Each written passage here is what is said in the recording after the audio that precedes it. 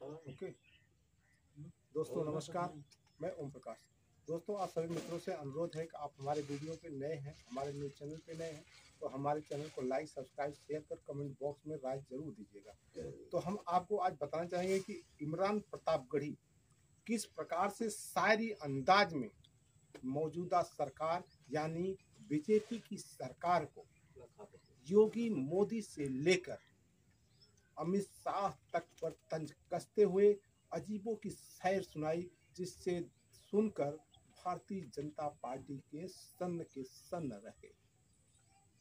हम आपको इमरान प्रतापगढ़ी की वो तस्वीर के साथ में सैर सुनाते हैं। इमरान प्रतापगढ़ी ने किस प्रकार से भारतीय जनता पार्टी के नेताओं पर तंज कसा, सैर के माध्यम से उन्हें क्या कहा।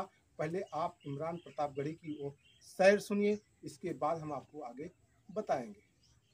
हमारे घरों पे बुलडोजर तो मत चलाइए ना, हमारी कब्रों में तो हमें सुकून से सोने दीजिए ना। कल देश के माइनॉरिटी मिनिस्टर ने लोकसभा में खड़े होकर एक शेर सुनाया था कि मुझसे कोई बदगुमान न हो, तो मैं उन्हें एक शेर सुनाना चाहता हूँ। मैं आज जद पे हूँ तो इतना खुशगुमान न हो, चिराग सबके बुझेंगे हवा किसी की नहीं। नीतीश कुमार जी हो, चंद्रबाबू नायडू जी हो, चिराग पासवान जी हो, जयंत चौधरी जी हो, देवे गौड़ा जी हो, जीतन राम मांझी जी हो, सबको समझना पड़ेगा कि जब जंगल में आग लगती है तो न वो बरगद बचते हैं जो हवा को आंधी में तब्दील करते हैं, न वो बांस बचते हैं जो आपसी रगड़ से चिंगारी पैदा करते हैं। और मंत्री जी, मैं इस सदन में अलग ऐलान ये कहता हूं कि जब भी इस देश की जमीन पर लहू की जरूरत होगी, आपसे 2 कदम आगे इमरान खड़ा मिलेगा। ये मैं आपसे यकीन दिलाते हुए कह रहा हूं। जब आप इनसे सवाल पूछिए तो शांत रहिए, बताइए 70 साल में आपने क्या किया है। ये हमसे 70 साल का हिसाब मांगने वालों, जो सरकार अपना चलाया हुआ 2000 का नोट 7 साल नहीं चला सकी, वो हमसे 70 साल का हिसाब मांगती है। सरकार ने नोटबंदी लगाकर देश की आम जनता की पूंजी छीन ली, पेपर लीक करवा करके युवाओं की आंखों से नौकरी के सपने छीन लिए, अग्निवीर लाकर देश के जवानों की उम्मीदें छीन ली,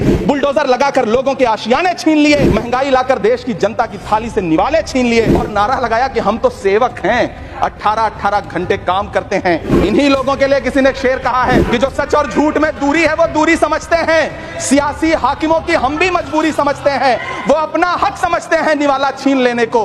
डकैती को बहुत से लोग मजदूरी समझते हैं। हमें पता है कि कैसी मजदूरी की जा रही है। एक तरफ तो इस बजट में पीएम आवास योजना के तहत 3 करोड़ अतिरिक्त मकान देने की घोषणा है और दूसरी तरफ लखनऊ के अकबर नगर में 1280 वो मकान हैं जिन्हें रिवर फ्रंट बनाने के नाम पे बुलडोजर से जमींदोज कर दिया गया। लोग चीखते रहे, बच्चे बिलखते रहे, वसुधैव कुटुंबकम का नारा लगाने वाली सरकार इंसानों के घरों दे उजाड़ कर जश्न मना रही है। सभापति महोदय, मेरा बहुत भावुकता के साथ देश के प्रधानमंत्री से सवाल है कि इन उजड़ते हुए मकानों और बेघर होते हुए घरों को देख करके आपको नींद कैसे आती है, आप सो कैसे पाते हैं। मेरा सवाल है इस देश के प्रधानमंत्री से, या तो लोगों के घरों दे उजाड़ना बंद करिए या फिर करोड़ों मकान बनाने की झूठी घोषणाएं करना बंद करिए। इलेक्टोरल बॉन्ड खरीदने वालों के नाम छुपाने वाली सरकार इन दिनों आम के ठेला लगाने वालों के नाम जानना चाहती है। मुझे तो होटलों, ढाबों या आम के ठेलों पर नेम प्लेट लगवाने वालों से पूछना है कि कभी खून की बोतल पर देखा है किसी का नाम लिखा हुआ।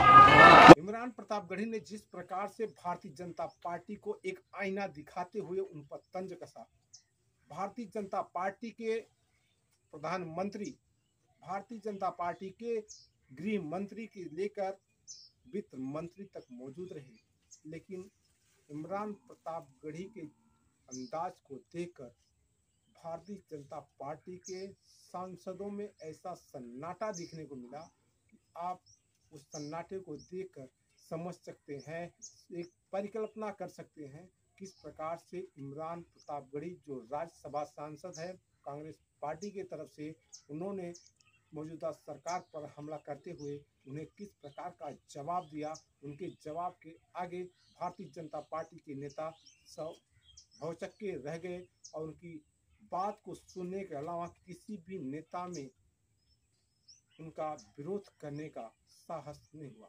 इमरान प्रतापगढ़ी एक शायरी अंदाज में एक शायर है, एक लेखक है। इमरान प्रतापगढ़ी अपने शायर के अंदाज में और शायर के नाम से ज़्यादा जाने जाते हैं और एक ऐसे नेता हैं जो अपनी बातों को बखूबी, जनता की जो आवाज़ होती है बखूबी उठाते हैं और जनता की आवाज़ को उस राज्यसभा में ऐसे गूंजा कि मोदी और अमित शाह के भी पसीने छूट गए। तो हम ऐसे अलग अलग तस्वीरें आपको दिखाते रहेंगे। जय हिंद, जय भारत।